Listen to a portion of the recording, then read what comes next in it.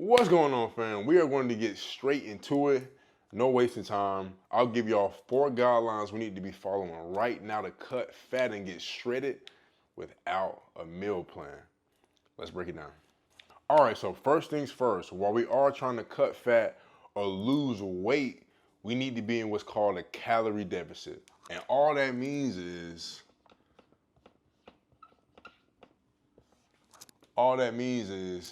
if we are burning, let's say, 2,000 calories in a given day, like we're burning 2,000 calories in a given day, we want to be eating somewhere at like 1,500 calories, so that puts us at a 500 calorie deficit, right? So we just want to make sure that we are burning more calories than we're putting in our body, and that's how we get in that calorie deficit. That's how we lose weight. That's how we lose fat. And you do that until you get to your desired weight. And then once you get to your desired weight, you figure out how many calories you burn in a day, and then you try to get pretty close to that with how many calories you eat to break even. So that would be your maintenance in terms of calories. So let's say if I was burning 2,000 calories in a day, if I ate 2,000 calories worth of food, I'm breaking even. So that would be my maintenance weight.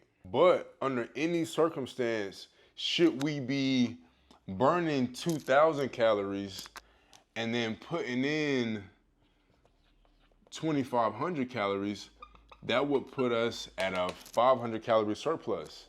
And the problem with a lot of people is a lot of calories sneak up on them, and they think they might be in maintenance or they think they might be in the deficit, but they're actually in a surplus just because of a few hidden things that can add to that calorie count, right? So that's why tracking what you eat in a given day, seeing how many calories you eat in a given day, because as people, we get busy. Like day to day, you'll eat a snack or drink something and you won't even remember how many calories it had in it or whatever that is. So being mindful, making sure you track your calories so you can see it on paper or see it in your phone or whatever it is, to make sure that we are avoiding being in that surplus and gaining weight. All right, so the number one guideline we need to be following in terms of cutting fat and getting shredded, staying shredded year round, we want to be sticking to whole foods. And a rule of thumb, if you can't kill it or you can't grow it, we shouldn't be eating it, right? So if we're looking at, say we got chicken, we could kill chicken. That's something that we could eat. Let's look at broccoli. We can grow broccoli. That's something we can eat. Let's say we look at cheese. Cheese isn't something that we can grow or kill. So cheese is something that we need to stay away from right now while we are getting shredded or we are cutting fat, because that's something that we can't grow or kill, and we wouldn't classify that as a whole food. And the reason why we really want to stick close to whole food, so most processed foods, like most snacks or anything in a box or in a bag with these long ingredient lists, all of those things lack fiber, right? So a lot of processed foods lack fiber. And because they lack fiber, it's easy to overconsume a lot of these foods and not feel full, right? Not to mention that a lot of these things disrupt our gut health and reduce the appearance of a flat midsection altogether. So we want to kick the processed foods and only stick with whole foods. Stick with the foods that our body can break down, process, and that actually nourish our body so that we stay in that deficit and that we stay full and we're eating things that actually serve us. And number 2, and it's something that I had trouble with for a while, and it's so easy to overlook.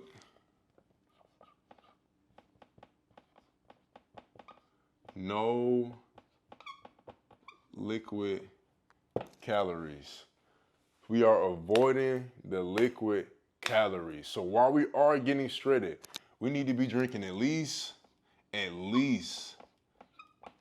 64 ounces of water, at least half a gallon of water per day, right? So the process of converting fat into usable energy, like the fat on our body, the process of converting that fat on our body to usable energy is called lipolysis. In order for that process of lipolysis to take place, you have to be hydrated.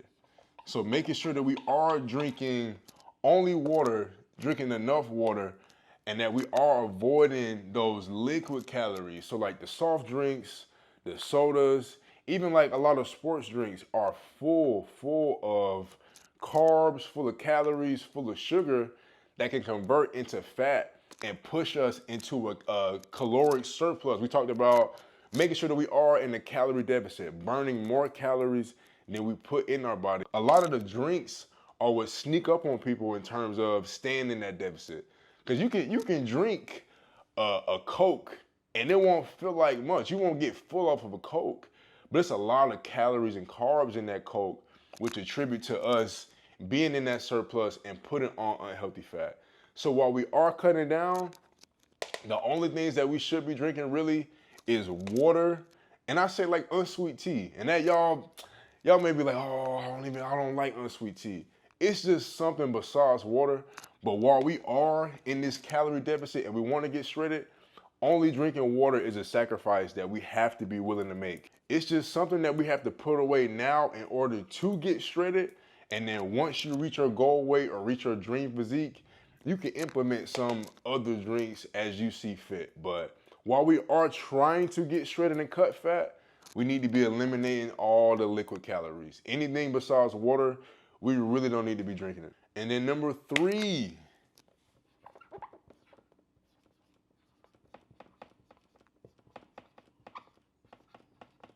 watch the sauce. And man, that was my biggest problem for a while. Like I used to drown my food in Sweet Baby Ray's barbecue sauce. Oh my gosh, Sweet Baby Ray's, that was beautiful. That was my thing. So the recommended amount of sugar per average American is 25 grams. So we're supposed to be staying under 25 grams of sugar in a day. With the Sweet Baby Ray's sauce that I was eating, I think every two tablespoons was about 16 grams of sugar. For me personally, I was already adding 4 to 6 tablespoons per serving, right? So I was already over that 25 grams of sugar just by adding the right sauce. And you can only imagine it had all kinds of calories in it that kept pushing me over the caloric deficit. It kept pushing me in the surplus and adding calories, and that wasn't what I wanted. So when I made the switch of, I use more so sugar-free ketchup, so I'll put it down. Sugar-free ketchup, so try to opt in for more sugar-free sauces. And it may be weird, but like most sauces are pretty good, pretty flavorful, low in calories, low in carbs, but sticking with sugar-free or like more salsa-based sauces will help you stay in that calorie deficit. I don't know why I keep pointing over here, like I erased the calorie deficit thing, but it'll help you stay in the caloric deficit and those calories won't sneak up on you. So between like, for me, I was always wondering why I couldn't get shredded or I couldn't shed off that last little layer of belly fat. For me, my issue was the drinks that I was drinking my food with, all loaded with all kind of calories that kept pushing me into surplus. Same thing with the sauces. I told y'all about the barbecue sauce. Between the barbecue sauce and the drink, I was already in the surplus. I didn't even realize it because you won't feel it. It doesn't feel like, okay, I'm overindulging or I'm doing too much. You won't even feel it. But the weight won't come off and you wonder why. And that's the reason. And number 4, last but not least, you need to be implementing fiber. You need to be implementing fiber. And recommended amount, 25 grams a day. And like, fiber can come from, I like to start my day with a fiber supplement.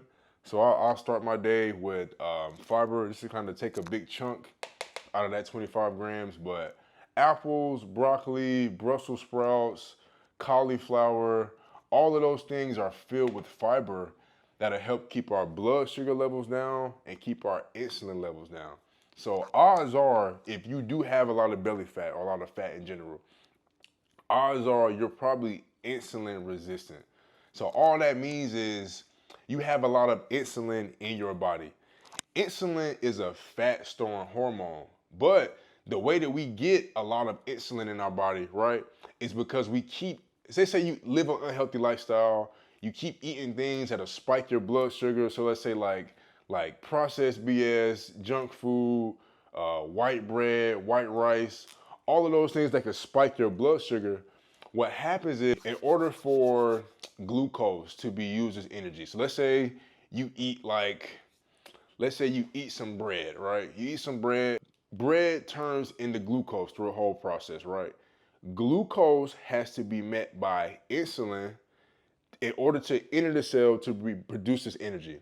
So let's say if we get a period in our life where we get a whole bunch of glucose, we keep eating BS, we live in an unhealthy lifestyle, we aren't moving around as much as we want to, because all of that glucose is in our body waiting to be burned, our body produces a lot of insulin to meet that glucose in order for it to be burned.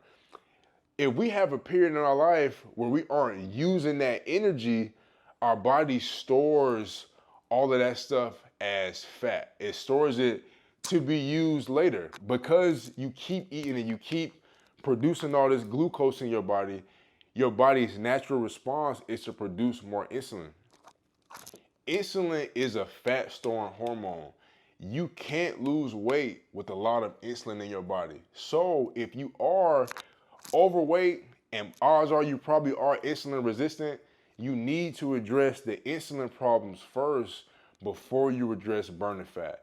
And the way that you do that is with fiber. So fiber will help keep your blood sugar levels constant, and it'll help bring those insulin levels down, so that way you can tell your body to stop storing fat, right? So it's important to make sure that you get enough fiber in. All right, so we have it. So between sticking to whole foods, making sure that we eat foods that our body can really break down and process and get the nutrients from efficiently, we can efficiently flush these foods out as waste. That's super, super important. If we can't kill it or grow it, don't eat it. Number 2, liquid calories. Those calories will sneak up on us. Soft drinks, sodas, some sports drinks. All of those calories will sneak up on us and push us out of that deficit. Remember, we want to be burning more calories than we put in our body. The right drink can add calories without us even knowing. So let's stay away from those calories, stay away from the liquid calories. Let's stick to our 64 ounces of water in order for that fat burning process to take place. And then number 3, watching the sauce. So making sure that the sauces that we do have are sugar-free or more of a salsa-based sauce, something that won't spike our blood sugar and take us over the recommended 25 grams of sugar per day. It's super, super important, super, super important. So watch the sauce. And then last but not least, making sure that we do get an adequate amount of fiber in, 25 grams per day. I take a supplement. Like I said, you can do broccoli, apples, Brussels sprouts, cauliflower, all of those good things to try to hit those, to hit that 25 grams of fiber in a day. But the fiber, which will help keep our blood sugar levels down, we're addressing the insulin problem that we may have, addressing that fat storing hormone. We're telling our body to stop storing fat. That'll help us cut fat efficiently. So between these 4, I guarantee you, if you add these to your regimen, you will cut fat and you will get shredded.